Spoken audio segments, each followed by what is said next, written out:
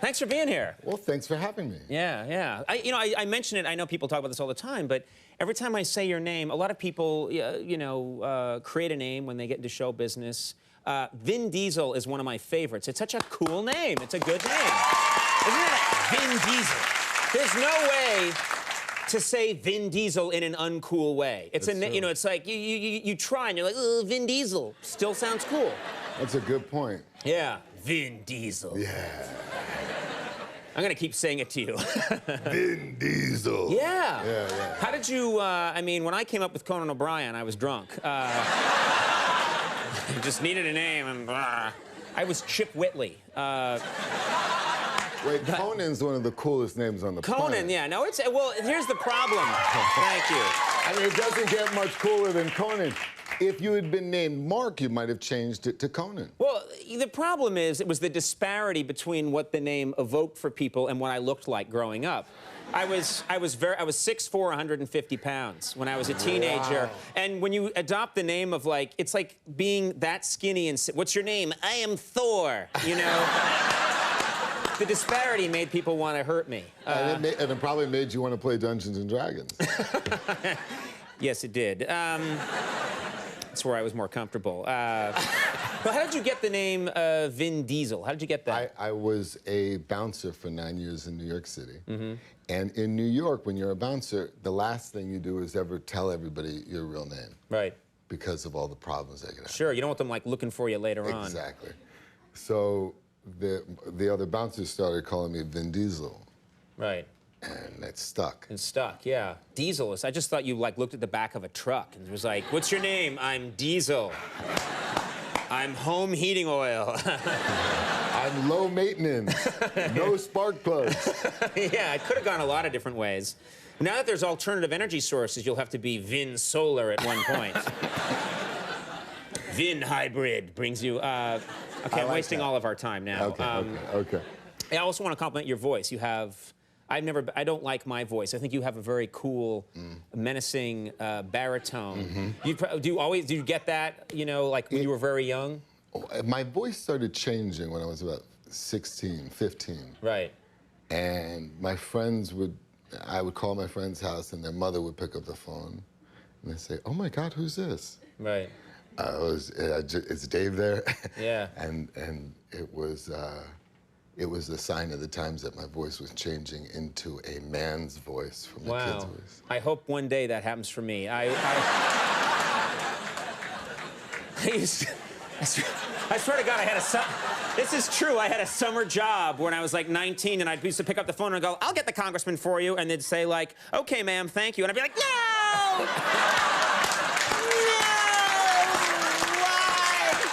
That's true. It's interesting that you say that because the next movie I'm doing is non-English. Hannibal is going to be done in non-English. So we hired the guy that translated the script for Passion of the Christ to translate our script into Greek, Latin, and Punic. Right. So hopefully the voice can carry in another language. So it's going to be your voice doing the lines? You're gonna... It would be something like, Mors bona, angvult bella torre veru, sivi de glacia alpina, venit sivi de campista fricae ad dentibus. That's very cool. Thank you! All right. That was all right. You know what we're going to do? We taped the show a little before it airs, so I'm going to put up you saying horrible things in Chiron. Just so you get in trouble. No, please don't. Yeah, please. It's too late. No, come on. I do not like kittens. No. I will destroy puppies. Now, it's funny. And something I admire about you, made it huge as an action star, and we're going to talk about this tonight with your role that you're doing now, you're not afraid to really take on these challenging acting roles. And that sort of you'd think, well, for more of a character actor. Mm-hmm. And I think you've sort of proven that action star, character actor, they're not mutually exclusive. Well, the action star term is relatively new. Right. We didn't really label Clint Eastwood or Sean Connery as action stars, but they were doing action. And for me, it's always been about the role. Now, I should explain a little bit about what this movie's about. You're playing an actual character. I want to make sure that a person who really lived, Fat Jack DiNorscio, am I saying it? Fat Jack DiNorscio. It's the largest mafia trial in history. 20 defendants, 76 accounts. There has been, it's been 2.5 years. Right. This trial has been going on. This is in the 80s. Right. And I played this guy, this incredible guy, Jackie DiNorscio. Who's a very likable, funny, charismatic character, but also it's a big physical change for you. It's a huge physical change because I had to gain weight and I had to age 15 years. And I remember talking to Sidney Lumet saying, I love the character, but how am I going to look like Jackie DiNorscio? And he said, Vin, we have ways. And little did I know it was 2 hours of makeup every morning to look like Jackie DiNorscio. Right. And I had to eat a quart of ice cream a day. I had to eat a quarter, yeah. You poor bastard. You don't know how hard that is. You don't know how hard that is. I've always wanted to just be an actor for like a year, and only take roles where you must gain 90 pounds and have sex constantly for this role. All right, I'll do it. And you actually met he's passed on since, but you met Jack DiNorscio, is that right? I had talked to Jackie DiNorscio on the phone, and then on the first day of shooting, he came down to the set. He was in the hospital, but he found a way to come down to the set and bless the set, and he kicked everyone out of the trailer and just had a heart-to-heart with me. For me, what was interesting was, up until that point, I'd been just kind of collecting the attributes and mannerisms and physicalities for the character. But once I met him, and once he opened up and really told me what this was about for him, I was able to take that spirit into the character.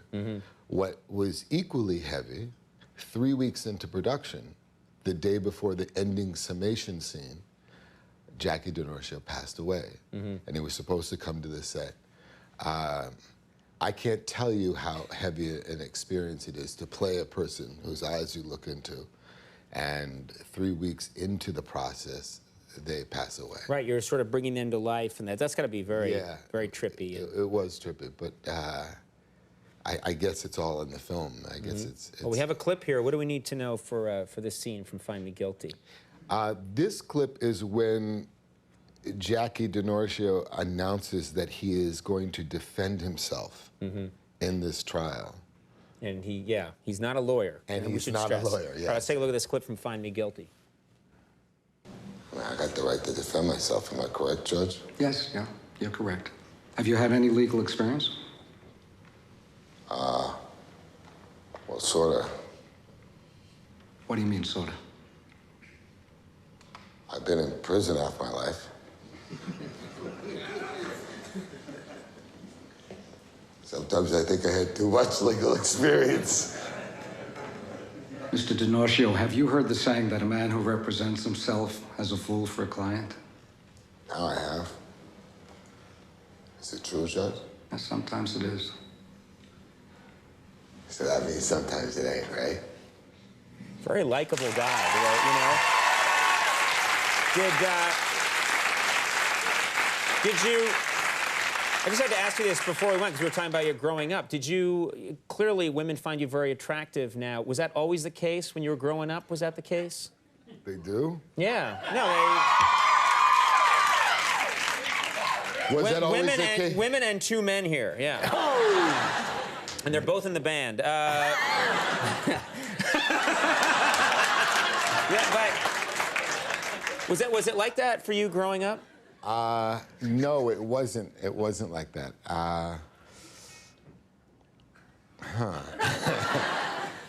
Was it like that growing up? I remember the first date that I had. It was a big deal to me because it was Valentine's Day. And I had gone to the Ticketron place here in Times Square and waited all day to get tickets for Dreamgirls. This is big. You're taking someone out to the theater. That's big. It was huge. How old were you at the time? 16. That's class, yeah. A romantic. I mean, it was like such a big deal. I was like, Yeah. Dad, what play what should I do? What's going to be special for her? Right. And he said, go take her to Dreamgirls. So I went, and I said, I can't afford Dreamgirls, but you can wait for 5 hours and get tickets for really cheap.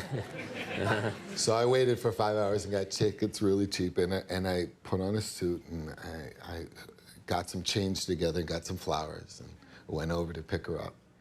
And she wasn't there. Ooh. And 2 minutes later, I see her pull up, and a guy is driving her. Oh my God. So me, being the nice kind of guy that I am, I went over to the car, ripped him out, bang. I'm joking. Yeah. I hope you put the flowers down first. Yeah, I had Bam! to. Bing! Yeah. And so, but then we You ended, must have been heartbroken, though. I took it pretty good. Yeah. We ended up going. She gave me a wonderful excuse that he was giving her driving lessons. And that worked for me. I was for you. 16 That's in nice. love. What was it gonna do? That's nice. That's nice. I just picture the flowers going, woo. 'Cause that happened to me a few times. All right. I really enjoy talking to you every time you come on the show. I love being on yeah, the show. Thanks for being Everybody here. knows it. Find me. We'll get the word out. Everybody's talking about it. Did you hear Vin on Conan? Is he Vin on Conan? He's I saw Vin on Conan. Did you see Vin on Conan? We're doing a two-man show and touring the state. You don't want to do a two-man show with me. Find Me Guilty opens on Friday. Vin, thanks for being here. Vin Diesel, everybody. Thank you. Jimmy and Singer coming up. We'll take a break. We'll be right back.